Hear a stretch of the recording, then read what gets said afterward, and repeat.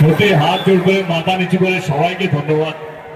এত গরমে এতক্ষণ ধরে দাঁড়িয়ে থাকা সম্ভব নয়, বাট মন থেকে ধন্যবাদ জানাতে চাই আপনাদের সকলকে। আমাদের 23 তারিখে তো নির্বাচন,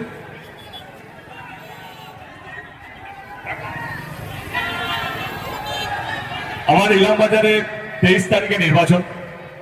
আমি কেষ্টদা এবং চাঁদুদার সমর্থনে আপনাদের কাছে এসেছি।